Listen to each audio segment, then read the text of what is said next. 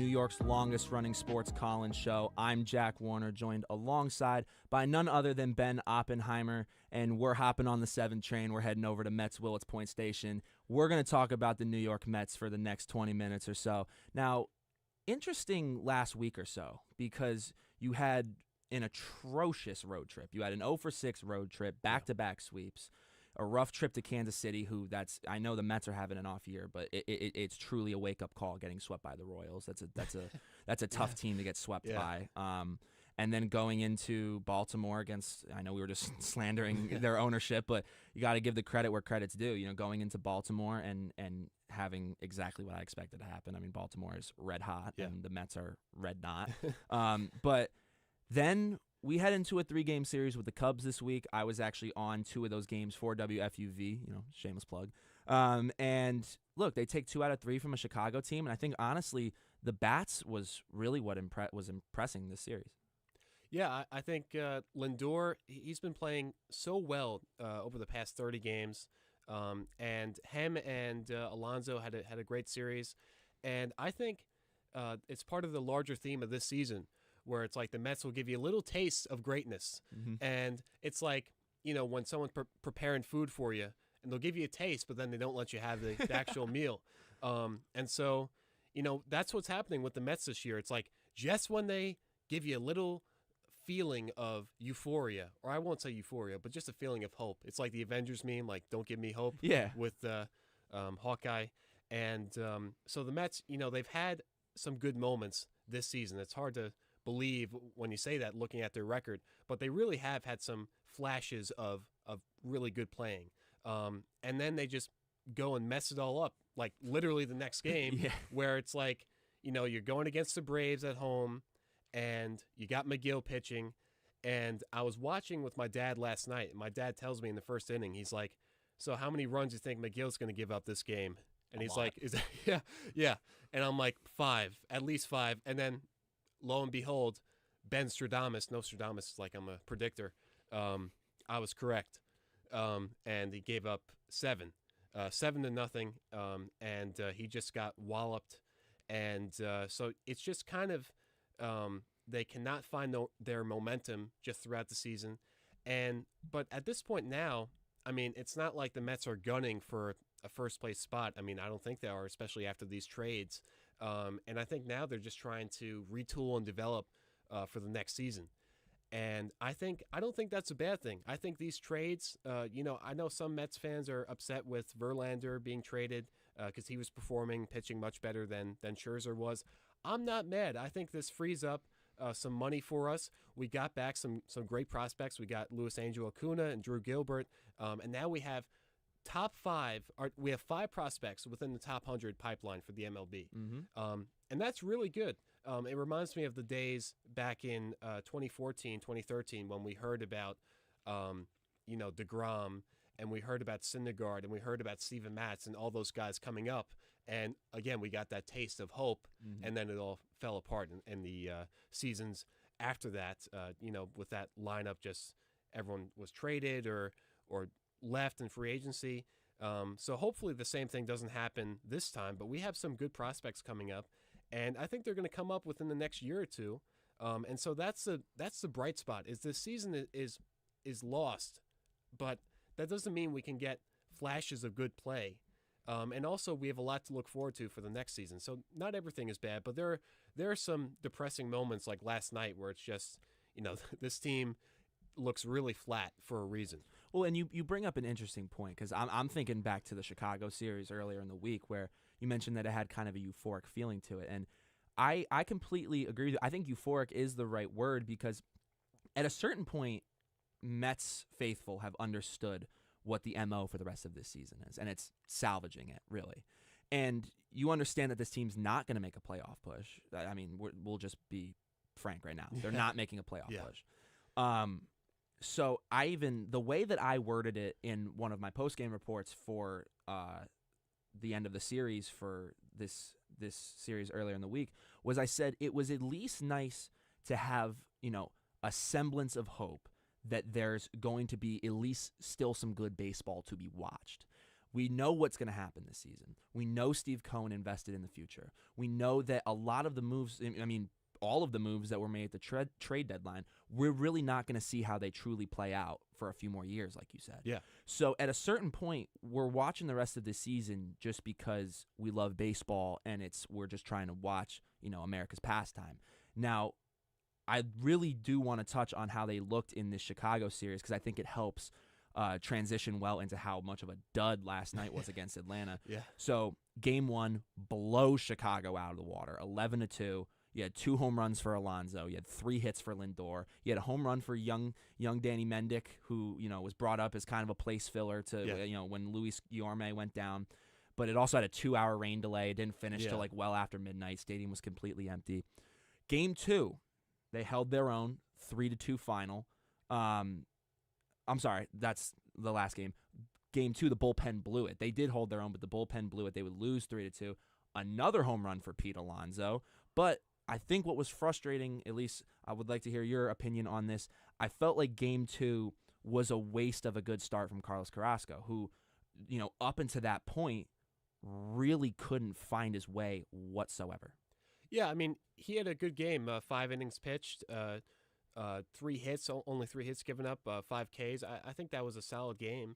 And, I think it's part of the larger theme of the Mets wasting pitchers' good starts. I mean, I remember seeing it every single game. I know who you're going to say. With DeGrom. Yep. And, it was just, it really just, it hurts you, in your soul. It's like to see a pitcher, really just throw a great game and have the lineup just wasted, which is, what the Mets have been doing for years. I mean, decades. I mean, the Mets have been known for being a pitching heavy or pitching dominant team, and then the lineup is kind of like a bunch of like patchwork just pieced together and hope it works. Well, and I remember even like I grew up in New York, and we always, even though I wasn't a fan of the New York teams, our cable package always had SNY and Yes Network. So I grew up watching a lot of Mets baseball. And even since I was a little kid, I've always noticed that New York, for some reason, is never like a high-scoring team. Even when they have good years. Like, for instance, I'm a Boston Red Sox fan. I should say our team. I shouldn't be saying we. But our team, in certain points of this year, has been, in certain offensive statistics, one of the most phenomenal hitting teams in the league. Now, they're hot and cold, but there's significant chunks of the year where they're leading multiple batting statistics. Yeah. And they're still losing games because their pitching is the most unreliable stat. That's for another time. But, so I've always remembered Mets baseball as a brand of baseball that's never been incredibly high scoring, even though they've had great hitters throughout the league. Yeah. I mean, throughout the years. Yeah. So for this year, and it's always been the case for the last few years, you're completely right.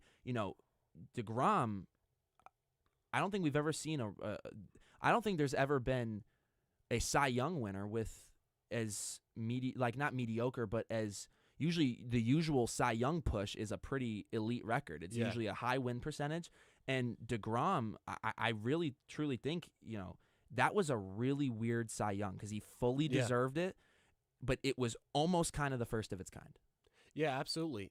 I mean, 2018 and 2019 because, he won back-to-back, I believe. And so, it's just – it puts strain on the pitcher. And I also feel like that's what convinced, or maybe not the primary reason, but it can convince pitchers to want to leave in free agency if they feel that they're not being backed up with a decent lineup. And so maybe that factored into DeGrom's decision. Maybe it didn't. But I think that pitchers definitely get frustrated mentally when they're doing everything they can, and then the lineup is just refusing to cooperate with them, Absolutely. So then Game 3 of this Cubs series was honestly probably the most interesting one of the bunch because you saw Pete Alonso hit another home run, his 4th of the series, 3 consecutive games with a home run. Pete Alonso since July 1st is hitting .250 with, I know that's not insanely high, but considering where his season average is, that's fantastic. .250 with 11 home runs, 32 ribbies, and a .945 OPS. He is hitting the cover off the ball. He's hitting for power like he should, what he's there to do. You had another home run from Pete Alonso, like I said. You had a home run from Jeff McNeil. That was actually what would give them the lead in the 6th inning. His 5th of the year, not really a home run hitter. It was a nice little frozen rope right into the bullpen. And then the deciding run, when it was scored, it was actually an insurance run because they were up 2. But what ended up being the deciding run was Jonathan Arauz with a RBI single. So you got one of those role player type players, one of those fill-in type guys that came up and ended up being the deciding run, got a clutch hit that ended up being the decision maker, because in the 9th, Ottavino crashed and burned, did not record a single out. He gave up a home run to Saya Suzuki to bring the Cubs within 1 run. And then you got Phil Bickford, who comes in and shuts the door with a 2-out save. So, a 4-3 final in the last game it's rough to see a team like the Mets have these hard-fought wins that make you feel a good sense of pride watching. Yeah. Because, like I said earlier, what this season's trajectory is. Yeah. It's one of those where they have wins that can fire you up, but it's like, what are you getting fired up for? It's not October. You're getting fired up for the plane to Cancun at the end of the season, So it's frustrating because you're starting to see, I feel like, some of Steve Cohen's plans start to pan out for the future, and you're starting to see them play a little more focused baseball now that I feel like the fate's kind of been accepted. Trade deadline happened. They're now, just calling up guys to finish up the year to salvage the rest of the year. But it's just frustrating to see them have wins that make you really excited when at the end of the day what's coming. Yeah. I mean, you can just stop the sentence right there. The Mets are a frustrating team, period. Just because also it always seems like the wins throughout the years have been so hard fought and sometimes just ugly to watch in terms of that struggle for, you think this reliever is going to blow the game, or I remember Familia in the World Series. Right. You can't forget that. Well, because that's what I was going to say is even that trip to the World Series when they lost to Kansas City, like that year, even that team that won a National League pennant grinded. Absolutely grinded. It's never the Mets have, at least in our generation, have never been that blowout dominant team. They've never been that 2018 Red Sox. I know that's the all-time wins record. That's a high precedent to set, but they've never been those early 2010s Yankees teams that may have not won the pennant, but were damn good baseball teams and were kind of set the precedent for what a good baseball team should be.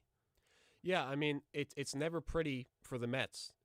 Just the way they play baseball is maybe not aesthetically pleasing to some viewers. I mean, maybe the pitching, if you're a fan of great pitching, but it's also, you're not going to get like a Aaron Judge type player usually on the Mets. I mean, I guess you can compare Alonso to Aaron Judge in terms of, his power, but I still think Judge is significantly better than Alonso. Judge has the consistency and the athleticism. And by the way, Alonso is incredibly athletic, but Aaron Judge is a freak of nature. Yeah. Like there's no real other way to put it. But I do understand what you're saying, that they're there to serve the same purpose. They're there to lead an offense. They're there to drive in runs, and they're there to be relied on to hit a significant amount of home runs every year to really kind of give that offense the drive that it needs. I've said from the jump that, and I know this is a far-fetched thing, Steve Cohen's going to have to dive way into the checkbook because not that he's ever shied away from doing that to this point. Yeah. But I always thought that, signing Shohei would be the most lethal thing ever, not just because of, having the ability to get an ace pitcher and a power bat, but to get another power bat that complements Alonso. I feel like there's really never, I feel like there's great hitters on the New York Mets, but I don't really think that anyone is in the same neighborhood as Pete Alonso when it comes to just sheer power. You got Daniel Vogelbach, who makes contact once every 6,000 pitches. Yeah. And he was brought there to be that complement to Pete's power. But Pete plays an important role in the offense because there really is nobody that comes that close to him in just raw power. Yeah, I mean, just think of the players. Nimmo, not really at all. He's more of a contact. Good fundamental hitter, Yeah. not a power bat. Lindor, I guess, but I don't think Lindor. It's not the comes consistency, close. you know what I mean? He gets Yeah. into one every now and then. He sends a second decker every now and then, but that's again, that's what Alonso is paid to do. That's Yeah. what he's there to do. That's his Yeah. job, is to be a serviceable defensive first baseman and a power bat. That's what he's there to do. Yeah, I mean, he's been having some great stats since July 1st, but I'd like his batting average to be a little higher. And Agreed. I think this is a key area where I think that Judge is superior to him, is that Judge doesn't strike out as much as Alonso does. I think Judge is even though I'm not disrespecting Alonso. I mean, he has great power, but Judge, I think overall, is still a better hitter overall than Alonso. I think Judge has I don't know his exact batting average this year because especially with injuries, it's kind of maybe not exactly accurate. But I'd like to see Alonso get that batting average up there, along with his home runs and RBIs, which are great. But I'd like to see him hit maybe more for contact, even though he is the power guy, and just get that batting average up maybe close to 300. That would be great. I think speaking of that, It's a tough, like, I completely understand what you're saying. It's just it's a tough situation to trust me, there's plenty of guys that have did it, but I'm just saying it's usually not the average. It's not the common guy. Is a lot of times the compromise that you make with true power guys is a lower batting average. Yeah. Especially now in the launch angle, I swapped the words. Launch angle era of baseball, where you got a lot of guys. Kyle Schwarber is a strikeout or home run guy. Yeah. He is there. He is there to put one in the third deck. He's there to, like I said, similar to Pete Alonso, but Pete Alonso, they expect more consistency out of him. But Schwarber serves the same purpose, to play a serviceable right field or first base, wherever they decide to play him, and hit 500-foot home runs. So the tough part with, I completely get what you're saying, and you're not at all irrational for throwing out 300 as the benchmark, because that's what any hitter should want. But I don't know if it's entirely the most applicable goal to set for Alonso in terms of like just being the best offensive player that he can be, when a lot of times the compromise that you have to make with true power guys, granted there's exceptions. Judge is a power guy that can hit 300. Shohei is a power guy that can hit 320. Yeah. Mookie Betts at one, they say he might be on pace for 40 home runs this year. Yeah. So it happens, but it's not at all. I don't know if average is necessarily what we need a higher average out of Alonso. Right. I don't know if we need that high of an average. Right. It would be nice. Yeah, but I guess I'm just a spoiled kid. I'm just asking for too much, But it would be great to see Alonso play like some of those guys you mentioned. But speaking of other players who are doing great, Lindor, he's batting .313 the past 30 games, 5 home runs, 14 ribbies, 35 runs. He's been great, and he needs to be great because with that contract, the way he was playing in the beginning of this season was just not going to cut it.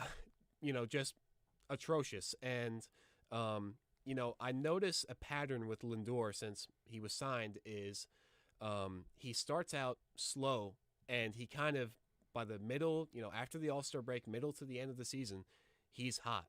And I don't know what why that's happening or what his process is in terms of how he gets, kind of into his zone, so to speak. But I think maybe if he can find a way to stay consistent the whole season, that would be great, because Lindor is still he still needs to get his statistics up for that contract, because he's been great in the last month. But it's his batting statistics. Yeah. I mean he has absolutely shown his worth defensively. I just want to say, I want to touch one more quick thing before we send it to break here. Just a quick check-in on the New York Mets farm system, because as you know, Brett Beatty was recently sent back down to AAA Syracuse. As of last night, Beatty's played 2 games, 4 RBIs, a home run in each game. So it's clear that it was probably just the major league adjustment. I hope he doesn't end up a quadruple A player that is in between. But so far so good over there. And then in a recent update from MLB Pipeline, the Mets have 5 prospects in the top 100. You mentioned